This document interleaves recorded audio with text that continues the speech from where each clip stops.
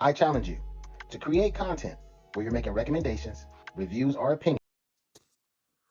Hey everyone, it's Chris with Eight Bells and all's well. Don't mind the suit. Had a bunch of business meetings here in Southern California, and I wanted to get home and get on here to respond to Rio's challenge. First of all, if you're not following Rio, why? I mean, come on, this guy's awesome. He's got a podcast. This guy's doing everything. But he makes a good point, which is that a lot of times on Watch Talk, you can see a lot of the same type of content with the naming of the same brands over and over and over again. It's not, I don't have much of a problem with it. I don't think most of us have much of a problem with it. I think because everyone brings their own unique perspective to that content, right? So you might be talking about one of the brands that he doesn't want us to name, the Voldemort brands, and we just say, hey, basically, this is what I feel about this one, or that tag somebody and say, hey, this is what I feel about that one. I don't think it's a big issue at all.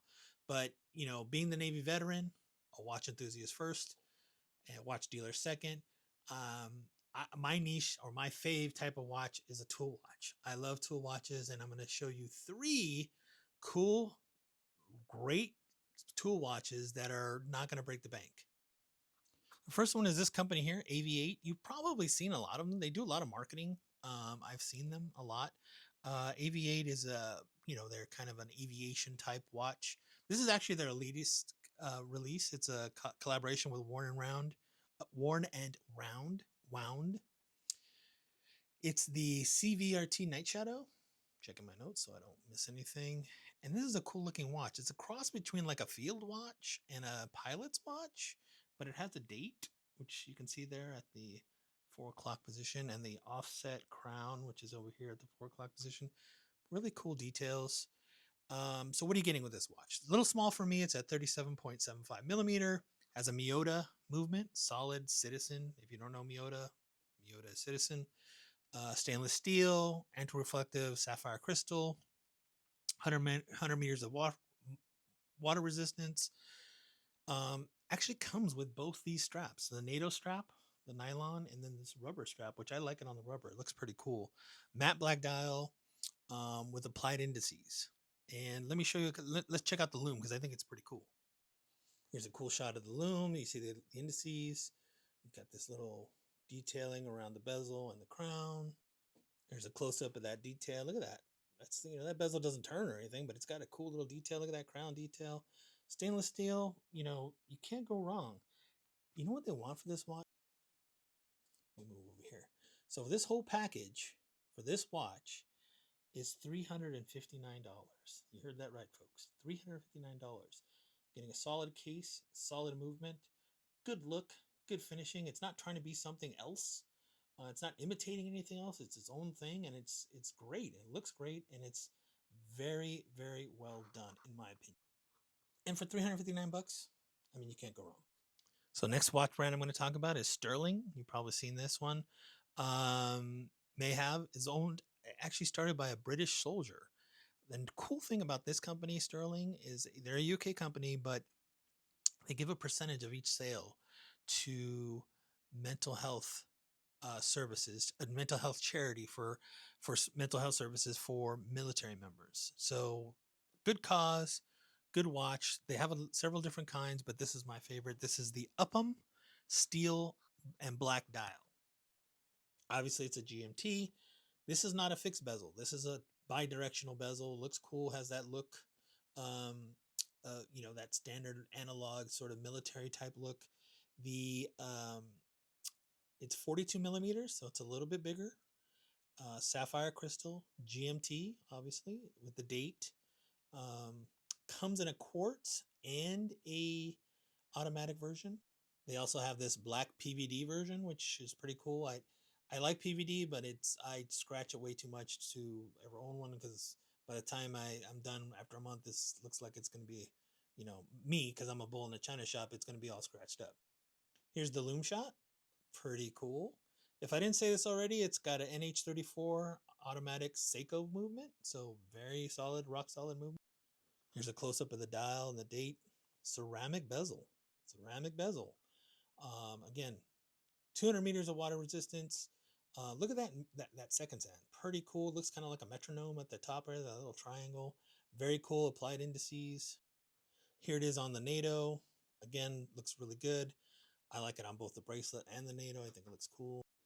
Again, comes with both. Comes in this cool case. Comes with the bracelet and the NATO sterling. Again, percentage of the proceeds go to charity. The quartz version is $605 for all this. The automatic version is $740. I mean, for these materials, for this type of watch, for this look, with these sort of specs, it's a bargain. And you add on the charitable aspect, and it's, you know, funded by a British but still veteran. I can't recommend this watch enough. Now at the higher end of the spectrum, I'm going to tag Gator Chris on this because this is one of his favorite brands. This is Econutra. It's an Italian company. This is their Cristallo watch. Again, a big watch, 42 millimeters, ceramic bezel. Has the power reserve indicator. And you're going to say, Chris, I thought you hated the power reserve. I hate a power reserve that's in a weird, funky spot. This one is symmetrical. It lines up with the 12 and the 6. The power reserve indicator, I like. The placement there, I like. And the small seconds hand, even though it's kind of off center, is still at the 9 o'clock. So I'm okay with that. I like it on the rubber. It also comes on a bracelet. Here it is on the bracelet, but a different dial color. It comes in black. This blue kind of ascending to black dial, and then the white dial. The reason why I picked the white dial is because of the lume. A fully lumed dial. Indices on the bezel. Again, a ceramic bezel. It's 500 meters of water resistance. Sapphire crystal. Again, 42 millimeters of 316L level steel with a helium escape valve. There's the helium escape valve. Cool, right?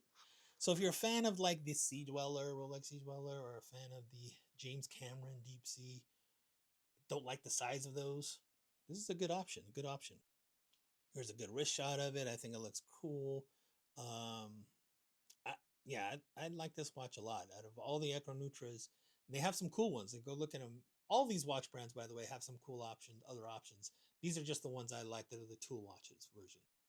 This one on the rubber is $1,400 and $1,450. So it's $1,450. That includes tax, duties, and all that stuff on the rubber alone. But if for $1,510, you get it on the bracelet and the rubber. So in that case, you'll get both at the higher price point. Again, another high quality watch that I think would chuck a lot of marks. Great tool watch, very affordable. Anything else with these specs would cost probably in the range more of $2,000. So there you go, Rio. 3 watch brands, 3 tool watches at great price points, at all price points, that I think are great for the materials that they have. And again, didn't speak of any of the name brands that you talked about.